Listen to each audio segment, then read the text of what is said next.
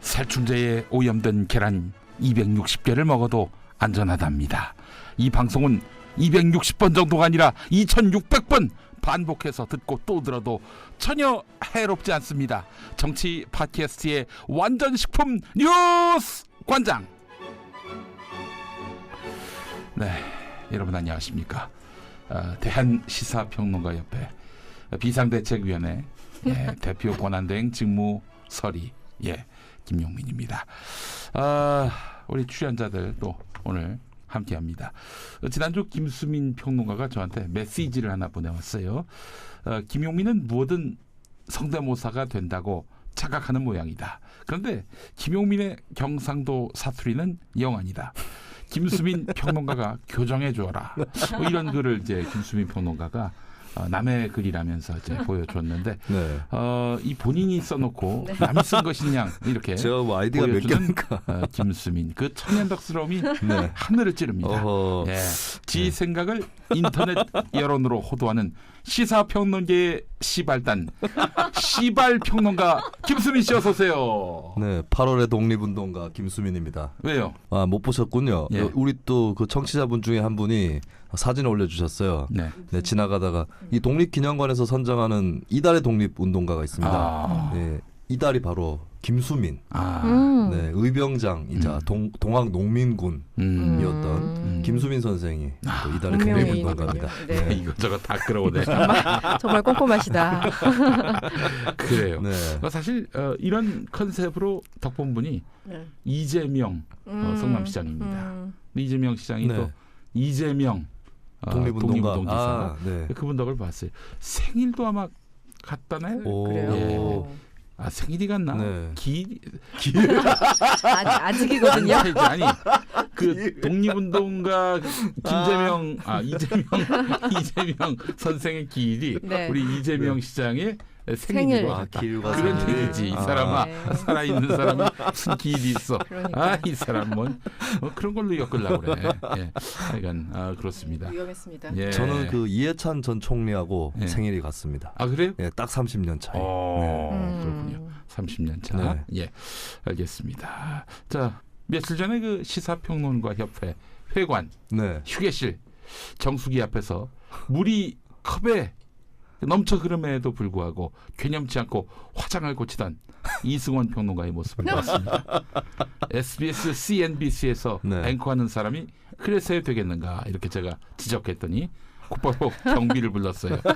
예, 아나무인 오만불선 네. 시사평론계의 배땡땡 이승원 평론가 어서 오세요. 네, 안녕하세요. 네, 반갑습니다. 그동안 소개했던 것 중에 가장 안 좋았어요. 이번에 그래요? 질이 가장 안 아니 좋았습니다. 이순자보다도 네, 더 나빠요? 이순자보다 더 나쁩니다. 알겠습니다. 네. 아니 그 이완용 후손이라는 얘기가 있던데. 막 네, 그렇죠. 전주이시긴 합니다만 네. 아무튼 잘 모르겠고요. 예, 네. 예, 예. 그래요? 아니 화장이라니요. 좀 화장을 못해요. 왜 이러세요 지금? 그래요? 네. 화장을 화장하는 법을 몰라요. 그 아침마다 그 텔레비전에서. 그건 이제 해주시는 메이크업 해주시는 분들이 아, 저를 이제 사람으로 만들기 위해서 그렇습니다. 아침에 예쁘게 이제 해주시죠. 네. 이 두 분이 너무 기어오른다는 얘기가 있어요. 업계에서 지금 논란이 많습니다. 예. 네. 도대체 어떤 업계예요? 네. 우리 시사평론 네. 업계에서 네. 뭐 선후배가 없다, 이 개통을 모른다, 네. 무질서하다. 네. 이건 거의 그 공황 상태, 네. 무정부 상태의 네. 그런 상황이다. 이런 지적이 있어서 제가 그때마다 두 분을 옹호합니다. 예. 어떻게? 이 1980년대생 시사평론가들 아닙니까? 이분들이 연수생 시절에 네. 이제 시사평론가 연수원에 들어갔을 때 시사평론가에 앞서서 인간이 돼야 한다. 네. 이런 그 취지로 당시 집행부가 시사평론가 연수원들을 웃지 마세요. 아픈 과거를 얘기하는데 이 시사평론가 연수생들을 탁장에서 이제 키웠어요. 기지개도 못 피게 하고 말이죠. 예. 불평불만이 네. 나오면 그 순간 방독면을 쓰고 나타나서 이 초교들이 살충제를 뿌리는 거예요. 예, 이런 식의 밀집 사육 트레이닝을 받았던 것이죠. 그래서 평론도 보면 네. 메가리도 없고 한적이 불평불만에 오염균이 가득한 아무 말 대잔치하고 뜨글뜨글한 그런 아무 말 대잔치. 그래서 이제 이 문제를 개선하기 위해서 협회 차원에서 네. 대책이 나왔습니다. 두 분을 비롯한 1980년대생 평론가들은 네. 곧 흰옷 입은 남자들이 나타나서 어디론가 모셔갈 겁니다. 살처분합니까?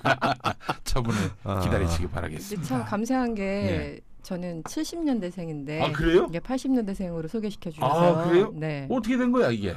저 김엄마와 2살 차이 날 겁니다. 아, 그래요? 네. 난 진짜 몰랐네. 몰랐군요. 어째 제 나이를. 몰랐어. 네. 제 연식이 좀 됐습니다. 그래요? 네. 전 맘먹으려고 했는데 80년대생이라고 해서. 아, 그래요? 기분 좋죠? 네, 기분 뭐들 좋죠. 세상에.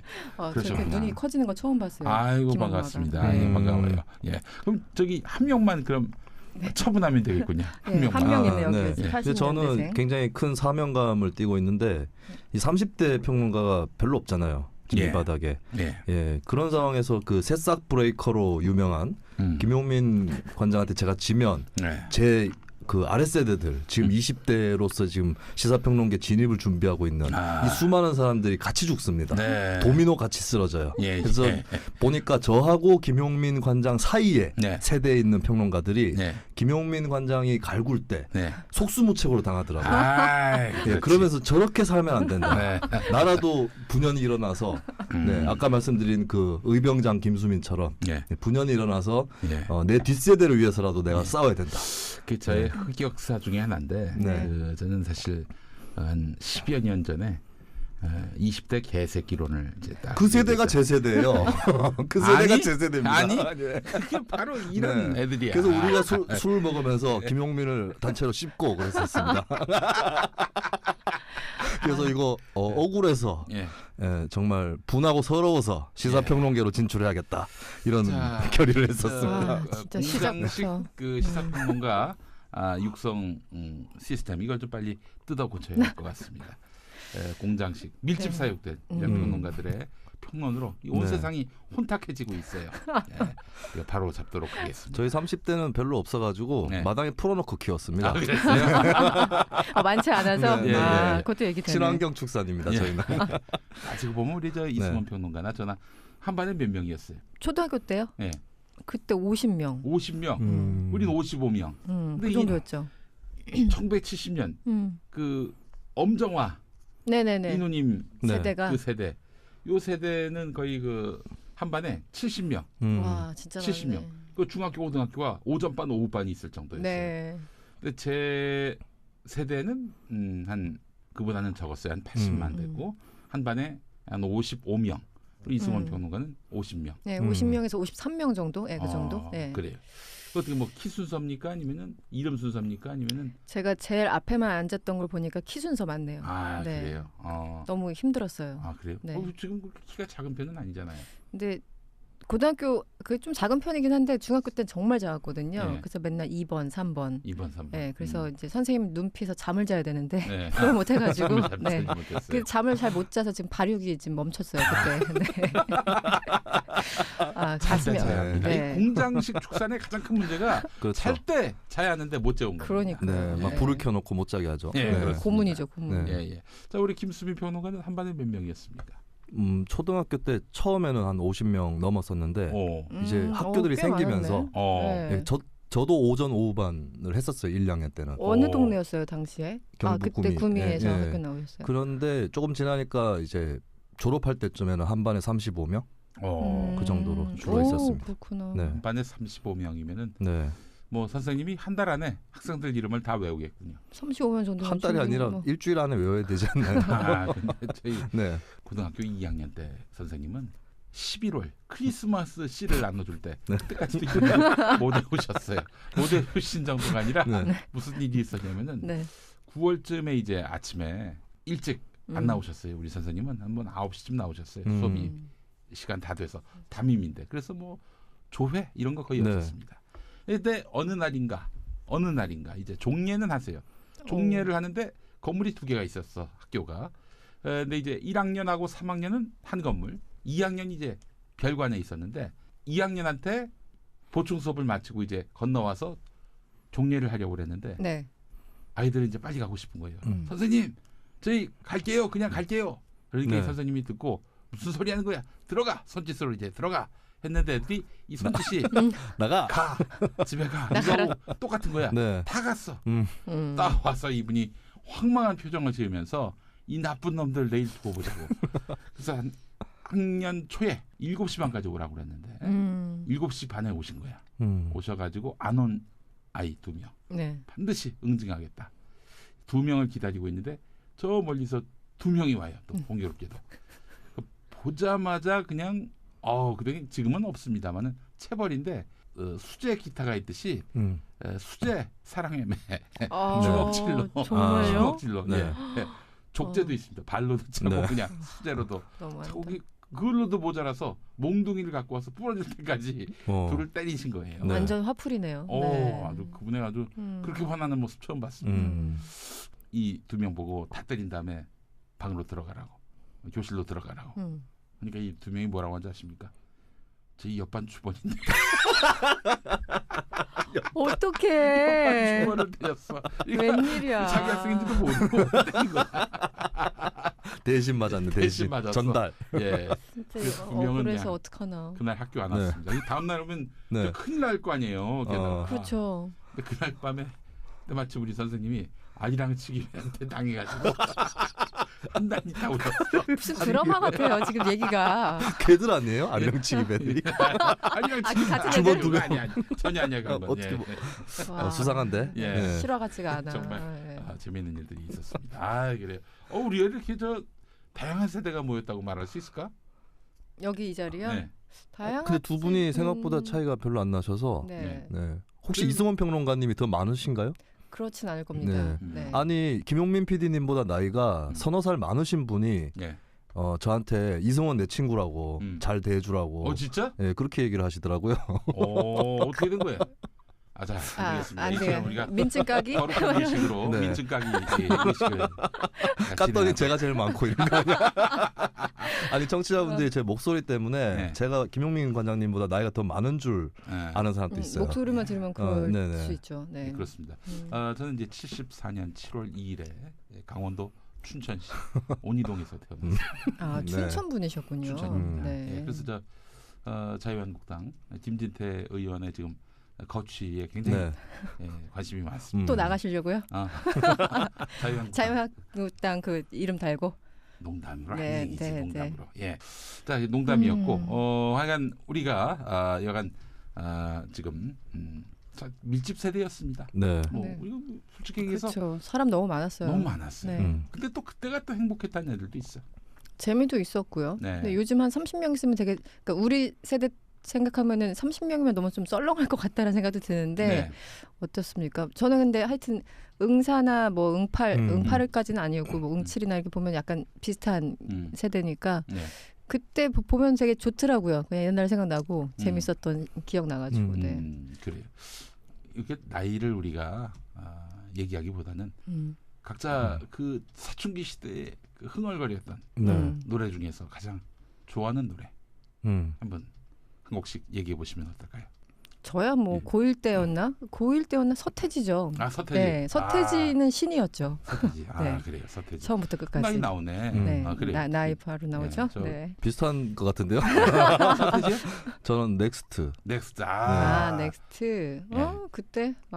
그 신해철 씨가. 네네. 씨가 나서. 저는 이문세 씨의 확 올라간다. 확 올라갑니다. 예. 이문세 씨의 그 난 아직 모르잖아요. 저는 이 피아노 전주가 잊을 수가 없어요. 그 피아노 전주. 잔잔잔잔잔잔 이게 올라가는 고조되는 이런 분위기.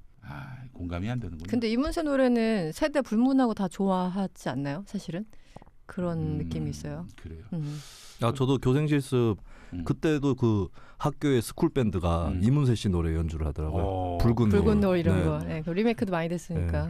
붉은 노을은 저 빅뱅 말고 또 있나요? 리메이크를 여러 팀에서 했던 것 같긴 한데 정확하게 모르겠어요. 이런 얘기를 제가 오늘 주제가 아무 말로 막 이어갔습니다. 자, 오늘 저 첫 번째 이야기 하기 전에 지난 보름 동안 저희 뉴스 관장 들으시고 많은 분들이 좋은 의견 주셨는데 한 분 추첨해서 고급 헤드폰인 V모다 크로스페이드 M100 헤드폰 드리고요.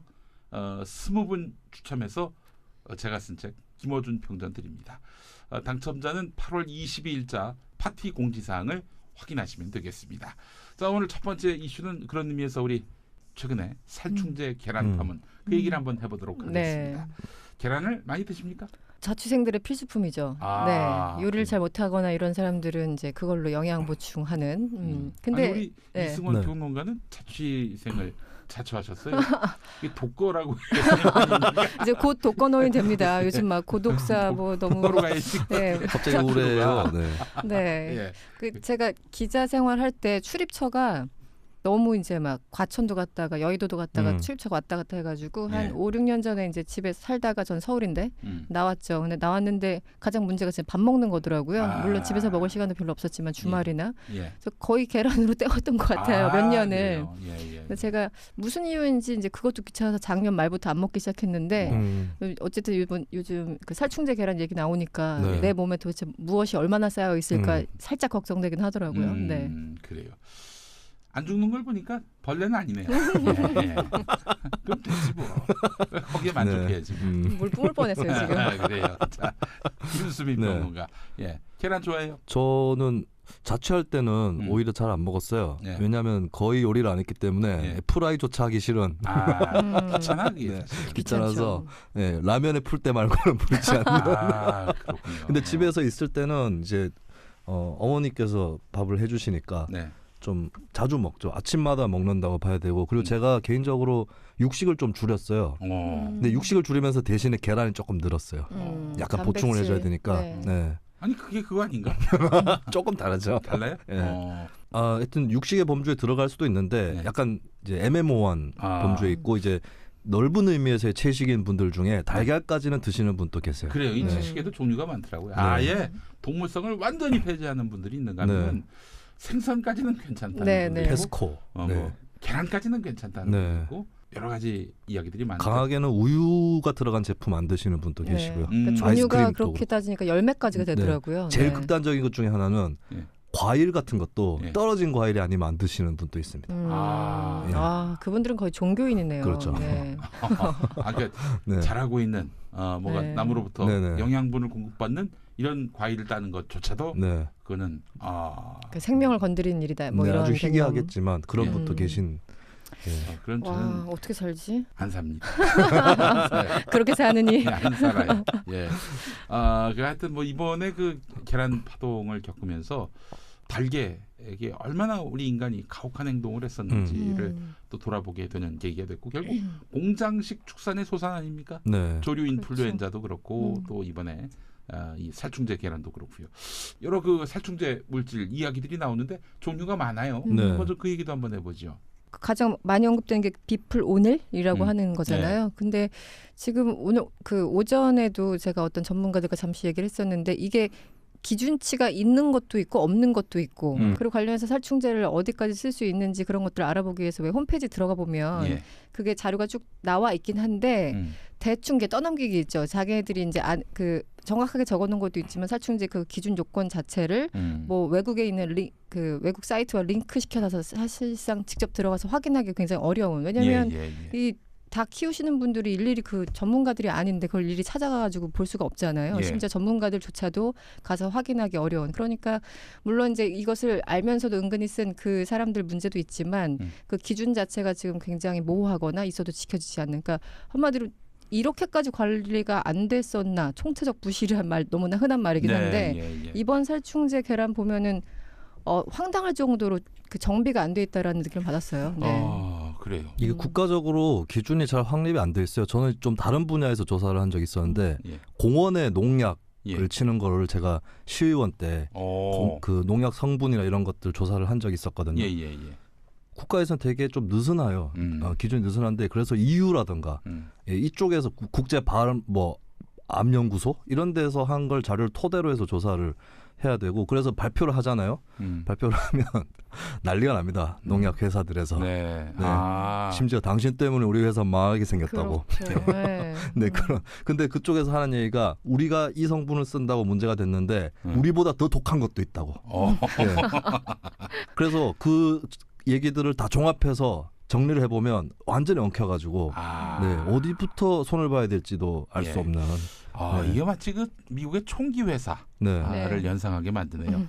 비슷한 게 있어요. 미국의 총기 회사에서도 사실은 총기 난사 사건이 벌어지면 당연히 사회에서 이런 공론이 형성돼야 하는 거 아닙니까? 야, 네. 이제 총기 자유 걷어버리자. 네.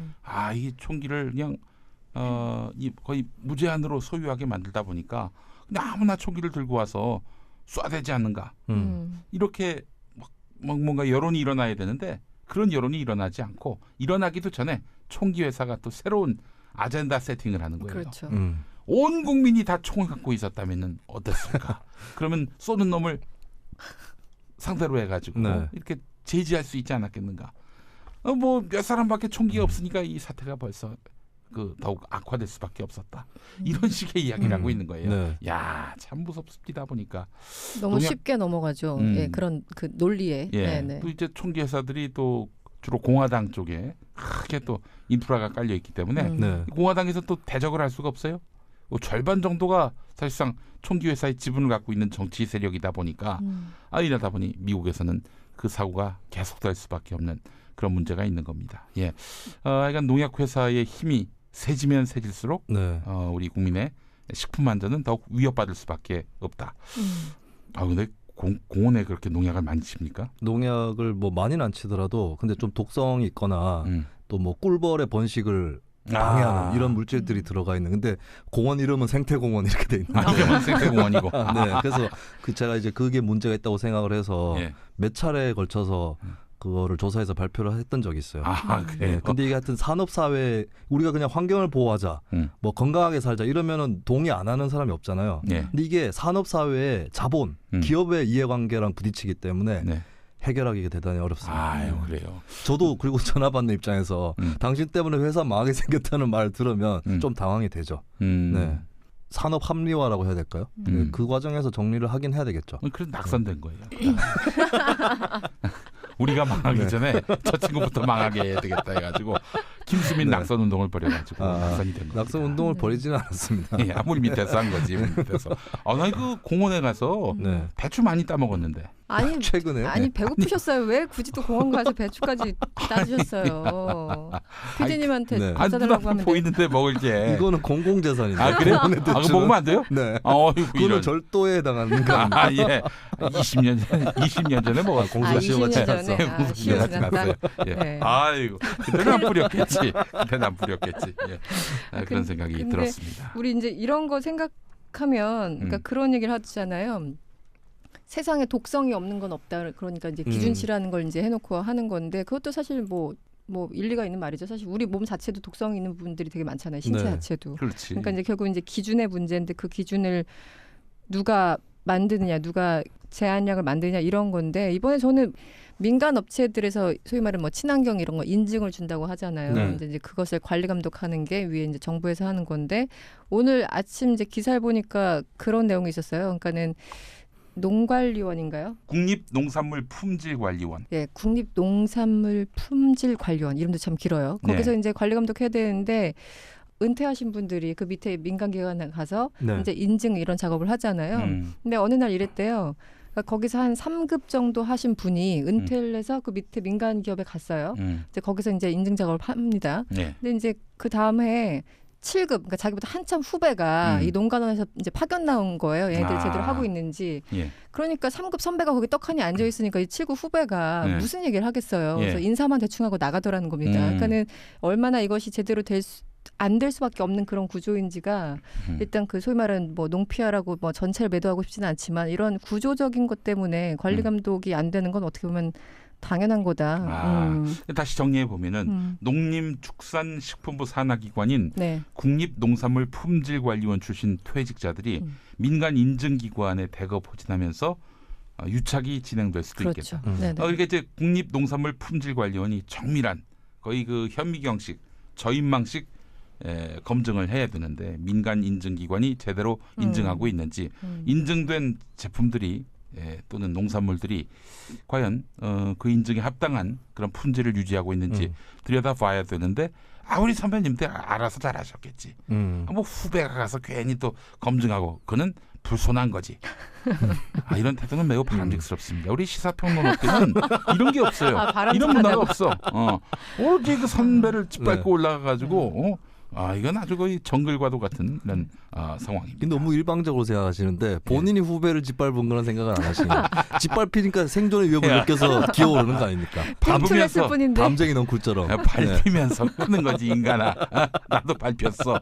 어마어마하게 밟혔어요. 그러니까 이게 못된 시어머니 만나서 고생하면 자기 며느리한테 잘해줘야 되는데 더 갑질하는. 그러니까 이게 김어준의 문제일 수도 있습니다. 김어준 씨가 김용민 관장을 많이 밟아가지고 거기에 뼈에 사무치는 한 때문에 저를 또 밟을 수도 있는 거예요. 김어준 씨 얘기가 나와서 그런데 그분이 이제 대전에서 청소년 시기를 보냈는데 집 옆에 양계장이 있었대요. 양계장이. 어머니가 아주 손이 큽니다. 무슨 뭐 저기 한번 삼계탕 하면은 10마리씩 하고 그래요. 그래서 이제 남은 거를 다 뭐 이웃을 위해 봉사하시는 분들, 뭐 저기 경찰분들, 또 환경미화원들 집에 들어오게 해가지고 먹이고 그랬다고 합니다. 근데 하여튼 계란을 한번 후라이할 때 10개 정도가 아니라 30개 한 판을 다 풀어버리신다는 거예요. 내내 그렇게 해서 계란을 먹었다면은 그 정도를 먹은 게 먹은 걸로 인식이 됐던 거죠. 김어준 총수가. 그래서 이제 어디 이웃집 갔는데 여자친구 집에 갔는데 떨렁 하나 계란 프라이를 주길래 너무 충격을 받았다는 거야. 어떻게 이럴 수가? 한 개만 줄 수 있는가? 이거는 나를 무시하는 건가? 뭐 그런 생각이 들 정도였다고 하는데. 그렇습니다. 그러니까 너무 계란을 많이 먹어서 그 사람이 인성이 잘못된 걸 수도 있겠다. 이 살충제 때문에. 살충제 역효과, 부작용. 그런 생각을 했습니다. 근데 살다 농피아까지 있었군요. 그러니까요. 그게 사실 예전에 뭐가 있었습니까? 그 교육계 마피아들. 뭐 이를테면은 이제 대학을 또 유치원을 교육부가 관장하지 않습니까? 초중고등학교는 일선 교육청에서 담당하고 그 대학은 이건 사실은 여러분들이 그 일반 사립대 생각하면은 그 사립대가 다 그 대학 소유, 재단 이사장 소유 이렇게 인식하고 있는데 엄밀히 따지면은 이게 방송하고 비슷해요. 방송도 몇 년에 한 번씩 이제 허가권 관으로부터 허가를 받아야 재허가를 받아야 계속 방송할 수 있잖아요. 개인기 아닙니다. 마찬가지로 대학도 이렇게 계속해서 교육부로부터 관리 감독을 받습니다. 왜냐하면 공적 자금이 들어가니까. 자, 그래서 아주 교육부의 그 권한이 막강한데 교육부 관료들이 그만두고 이런 사립대에 이사로, 총장으로, 이사장으로 가는 경우가 많습니다. 그러면 또 선배님이 거기 하셨는데 그 대학 잘 봐주지 않을 수 없는 거 아닙니까? 또 그렇게 또 선배님을 공경하는 마음뿐만 아니라 결국에는 그 선배님이 천년만년 할 것도 아니잖아요. 어느 순간에는 또 자리가 비게 거고. 되니까. 그럴 땐 또 자기가 또 갈 수 있는 또 길이 열리는 거니까. 이래서 사실은 관피아가 생겨나는 거고. 그래서 이런 것들을 근절하겠다라고 힘주어 강조했던 분이 바로 우리 감옥에 계신 박근혜 대통령 아니겠습니까? 이거 뭐 무슨 관피아는 그냥 농피아, 뭐 온갖 마피아들을 다 유산으로 남기고 503호로 들어가셨어요. 근데 그 이제 모피아 예전 재무부 출신들 이제 모피아라 그래가지고 그 사람들이 사실 막말로 다 해먹는 게 되게 많잖아요. 여기는 금치겁니다. 막말은. 죄송합니다. 심한 말로. 막말 안 하는 게 아니라 막말이란 글자를 입에 안 올리는 걸로. 그렇습니다. 막말은 해도 되는데 막말이라는 표현은 특히 막말하고 플러스 파문 이거는 진짜 그거는 이제 파티에 올릴 때 자동 언어 인식해가지고 삐 소리 나는 업로드가 안 되는 그런 단어가 들어가면 그렇습니다.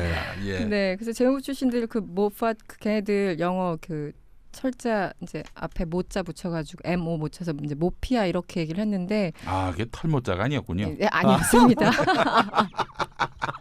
나중에 따로 제가 그건 줄 알았어. 저는 왜 그 재무부 출신들이기 때문에 이제 뭐 제피아 왜 이런 말 안 쓰지 했더니 저도 이제 알고 보니까 그게 뭐 Ministry of 걔네들 이제 영어 이름 있잖아요. 기획재정부 이제 그거 앞에 따서 모피아라고 하는데 우리 이평론가는 끝까지 가는 게 없네 영어는. 제 발음이 너무 좋아서 여러분들이 당황하실까봐. 그래서 그 사람들 보면은 어쨌든 행시를 보면서 소위 말하는 가장 좋은 성적을 받은 사람들이 기획재정부 재무부 가잖아요. 그렇죠. 그러니까 이게 같은 부처들끼리도 약간 좀 그런 게 있어요. 그래서 그 사람들이 은퇴를 하면은 뭐 유수의 뭐 국책은행들 기관장으로 간다던가 아니면 좋은 기관장으로 다 가요. 그래서 그 사람들 문제가 하나 있었는데 사실 더 이제 세월호 그때 떠올리면 또 해피아라고 해서 이 사람들이 또 얼마나 해먹었는지가 다 나왔잖아요. 예. 근데 그 이후에 이제 요즘 다시 이제 언급된 게 농피하고 근데 제가 아까 이 얘기를 꺼낸 이유는 그럼에도 불구하고 교피아만한 데가 없다라는 얘기를 참 많이 했던 것 같아요. 그래요. 그러니까 교육부만큼 갈 기관이 많은 산하기관, 그러니까 대학들도 지금 전국에 얼마나 많습니까? 네. 그러니까 교육기관뿐만 아니라 너무나 많은 데를 가기 때문에 자신들이 갈 자리를 다 이제 봐놓고 있다라는 거예요. 뭐 전부는 아니겠지만 일부 그런 의혹들이 있는데. 예. 그래서 소위 말하는 부처에서 나와서 가장 갈 곳이 많은 곳으로서 교육부를 꼽는 사람들이 그 사실은 굉장히 많았었고 그 사람들이 계속 그 자리를 갖다가 아까 선후배 서로 이어주고 뭐 밀어주고 하니까 문제가 해결되지 않는 거예요. 그러니까 이제 막 일부 저희 정치인들은 뭐 교육부를 없애야 된다 이런 얘기까지 나올 정도로 그래서 그 폐해가 너무 심각한데 이거는 구조적으로 끊을 수가 없으면 계속 뭐 이 문제는 계속된다고 봐야죠. 그래요. 이거 어떻게 해야 됩니까? 이 농피아. 농피아로부터 비롯된 거 아니에요, 한마디로. 그렇죠. 근데 저는 농피아하고 결국 이게 인증제도하고 얽혀 있는 건데 저는 인증제도 물론 제대로 시행을 해야 되겠지만 인증제도라는 것 자체가 좀 공업적 발상이거든요. 그러니까 대규모 생산 체제에서 국가라든가 뭐 이런. 국가나 이렇게 정부에서 관여를 해서 인증을 주는 건데 저는 결국에는 이 생산자와 소비자 간의 거리를 좁히는 그러니까 거리라는 게 물리적 거리도 물리적 거리고 로컬 푸드인 거죠. 그다음에 심리적 거리. 그러니까 내가 먹는 달걀을 어디서 만드는지 알고 있고 시간이 되면 가보기도 하고 그 농민하고 교류도 있고 친하기도 하고 이런 쪽으로 활성화되지 않으면 대규모로 그냥 어디서 오는지도 모르게 한꺼번에 걷어서 한꺼번에 파는 이런 체제 속에서는 계속 위험이 있을 수밖에 없다. 그래요. 아주 정확하게 짚어주셨는데 로컬 푸드 운동은 굉장히 우리가 유념할 필요가 있습니다. 최대한 그 유통거리를 좁히자는 거예요. 제가 사는 동네가 경기도 용인인데 용인에서 나온 계란을 용인 시민이 소비하고 성남 시민은 또 성남의 것을 소비하고 그런 식으로 가자는 거죠. 그러면 뭐 사실은 화석에너지 이용도 많이 줄지 않겠어요? 뭐 저기 저 거창에서 만든 걸 서울에서 소비하려면 또 어마어마한 또 저기 차량이 또 그렇죠. 동원돼야 푸드 하고. 마일리지. 푸드 마일리지. 그 표현을 지금 방금 쓰려고 했는데 하고 치고 있는데 들어오네. 이게 진짜 이게 선후배 간의 어떤 위계가 완전히 무너진 이 정글이에요, 정글. 그 지난번에 주워 먹는다고 저한테 뭐라고 그러셨잖아요. 그래서 주워 먹지 않겠습니다. 이제 낚아채겠습니다. 선제 갈수록 공격이라고 하죠. 살벌해지는 거예요. 저기 우리 김수민은 끝나고 저 옥상으로 올라와서 우리 한번 좀 밟아야겠습니다. 네, 오늘 초반부터 상당히 살벌합니다. 지금 몸에 진드기가 붙어 있어. 밟아줘야 돼 이럴 때는. 닭진드기. 25도에 70% 습도에서 그 살충제를 뿌리는 건 얼마나 비윤리적입니까? 그래서 밟아준다. 지금 김상일 PD님 옥상에 CCTV 있나요? 제가 쿠데타를 일으킬 수 있습니다. 기회는 이때다. 알겠습니다. 두 분만 올라가시는 것으로 우리는 모릅니다. 내려오고 서로 이겼다고. 검증이 안 돼. 이빨 밟아줬지. 하여간 로컬 푸드 이거 우리 관심 많이 가져야 하고요. 뭐 사실 뭐 충청북도 계신 분들이 무슨 저 참치, 삼치, 고등어 이런 거 못 먹잖아요, 사실. 그런 걸 제외하고 그 그렇죠. 나머지 것들 웬만한 육지에서 될 수 있는 것들은 가급적 최대한 로컬 푸드화 할 수 있도록 그 시스템을 좀 정비할 필요가 있겠다는 생각도 들고요. 또 이거는 또 국가 전체적으로 봤을 때 식량 자급률 높이는 그런 방향과 한 맥을 같이 해야 한다라고 생각을 합니다.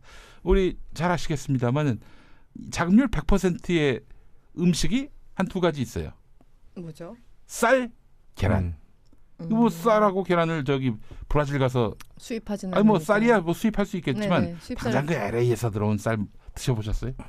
칼로스인가? 미국에. 그거 못 먹습니다. 진짜 그거 못 먹어요. 빼빼 마른 쌀. 역시 쌀은 대한민국 쌀이 제일 중요하고 맛있고 계란은 사실 브라질에서 가져오기도 어렵고 네덜란드에서 가져오기도 어렵지 않습니까? 그래서 사실 지난번에 계란 수급 파동이 한 번 있었을 때 그때는 중국에서 가져오려고 그렇게 수를 썼던 기억이 나는데 그나마 가까우니까요. 대한민국 땅에서 나온 계란도 못 믿는 판인데 중국에서 오는 계란은 더 못 믿죠. 이게 믿기 쉽지 않은 거죠. 그래서 사실은 이제 우리가 쌀하고 계란 외에 나머지 뭐 콩 같은 거 자급률 이거 뭐 제가 알고 있기로는 1%대예요. 네. 예, 한 자릿수밖에 되지 않기 때문에 예를 들어서 뭐 어느 콩만이 낳는 나라에서 그 한국에다 못 팔겠다 이러면 우리가 이제 완전히 콩국수도 못 먹고. 그렇죠. 아무것도 못해. 그러니까 예. 식량 안보가 아예 담보가 안 되는 그래요. 건데. 식량 안보. 이 표현을 지금 방금 또 쓰려고 했는데 같이 올라오시죠. 예. 같이 올라오시겠어. CCTV가 같이 올라가면 유리합니다. 2대 1이라서. 네. 근데 몸무게로 안 될 수도 있어요. 네. 네. 모릅니다. 그거는 몸무게로 한다면은 근데 맞으면 하는데 무기를 장착하고 오셨어요. 네. 그래요. 계란 파동은 이제 우리에게 참 많은 질문을 하고 있습니다. 또한 거기에 대한 대답을 또 요구하고 있는 상황이고요.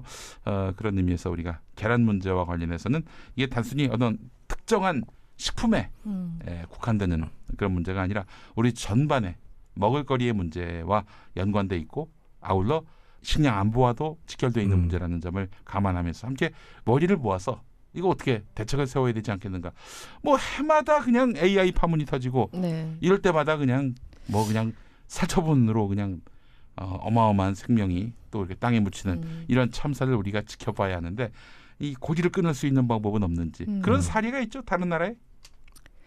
이거 하나만은 고쳤으면 좋겠다고 하는 게 누구나 마찬가지겠지만 사육 공간이 그 A4 용지보다 좁은 공간에서 닭 한 마리가 이렇게 있다고 하잖아요. 그러니까 케이지. 25cm에서 20cm 그 면적인데 사실 A4 용지 그리고 이제 산란계가 좀 사이즈가 굉장히 크잖아요. 그래서 그 A4 용지 위에 닭 한 마리를 올려놨다고 생각해 보세요. 이거는 정말 죽으란 얘기죠. 그러니까 날갯짓 한 번도 못 하는 건데 저는 뭐 동물의 인권 뭐 이런 어떤 추상적인 내용보다는 물론 그것도 중요하지만 일단 그런 환경에서 길러지면 얘네들이 이제 면역력도 떨어지고 몸 자체가 안 좋아지는 애들이 있는 거죠.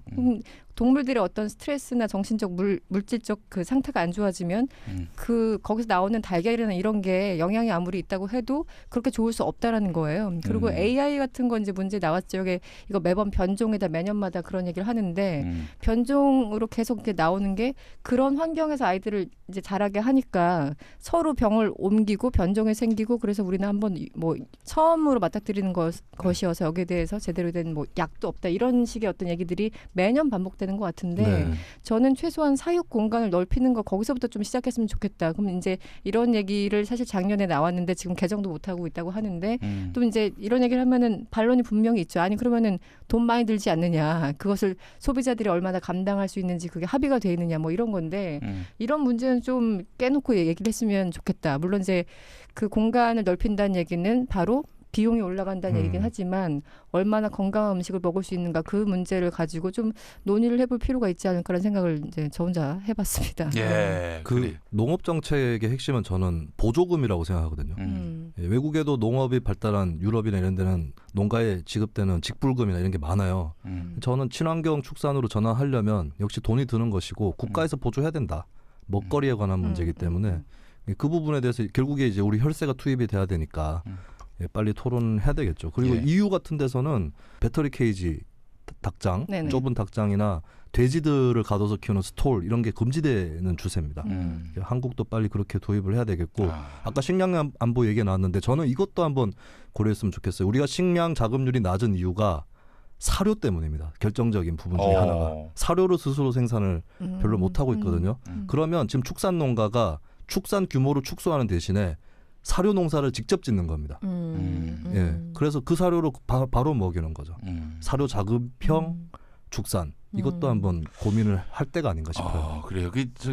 방목을 못하는 이유도 뭐 공간의 부족도 있지만은 뭐 그냥 아무데나 싸돌아다니는 이 가축들을 관리하기 어려워서. 그 인건비의 문제기도 하고 전체 비용의 문제기도 하고 그렇죠. 그렇지만 그렇다고 닭장이 대안일 수 있는 건지 거기서 이제 한눈에 한 공간에서 관리하는 게 쉬울 수는 있겠지만 사실 저는 너무 좀 놀랐던 부분이 뭐냐면은 이 살충제를 뿌려서 닭에게 굉장히 해롭다라고 먼저 정치인에게 찾아와서 이거 해결해 달라고 요구한 분들도 바로 양계 농민들이었어요. 네, 네. 예. 자기들이 해놓고 보니까 이거 너무 심한 거야. 어떻게 개선 대책이 없는지 정치권에 와서 문의를 했고요. 그리고 또 나중에 이 논란이 커졌을 때 이 농민들 한 얘기가 터질 게 터졌다. 또 이렇게 얘기를 했단 말이죠. 네. 참 하여튼 이런 상황, 이 역지사지의 정신, 동물권과 관련해서 제가 또 이제 또 종교적 또 이제 네. 배경이 있지 않습니까? 네. 그 관련한 책을 읽어보니까 인권은 인간의 것이다. 동물권은 과연 동물의 것인가? 신의 것이다. 신이 내린 그런 천부적인 권리가 바로 동물권이다. 그렇기 때문에 동물에게 무슨 권리가 있겠는가라고 생각하지 말고 신이 동물을 보호하고 있다는 점, 이 점을 인식하고 인간에게 책임 있는 역할을 담당하도록 이렇게 생각을 갖게끔 만들어야 한다라는 이야기를 또 제가 어느 책에서 봤습니다. 그 책이 영어여서 제가 이제 잘 번역이 안 돼가지고 좀 헤맸습니다. 예. 동물권은 신에게 있다. 예. 생각을 못 해봤는데. 예. 네. God have 뭐 이렇게 시작합니다. 저보고 아까 영어 끝까지 못한다고 하시더니 만만치 않으시군요. 네. 자, 파티와 함께하는 SBS 팟캐스트 김용민의 뉴스관장 모든 팟캐스트에서 들으실 수 있고요. 특히 파티에서 조금 더 일찍 만나실 수 있습니다. 여기저기 막 다니시면서 마구 좋아요, 댓글 남겨주시기 바라겠습니다. 자, 뉴스관장 다음 시간에 뵐까요? 네, 고맙습니다. 감사합니다.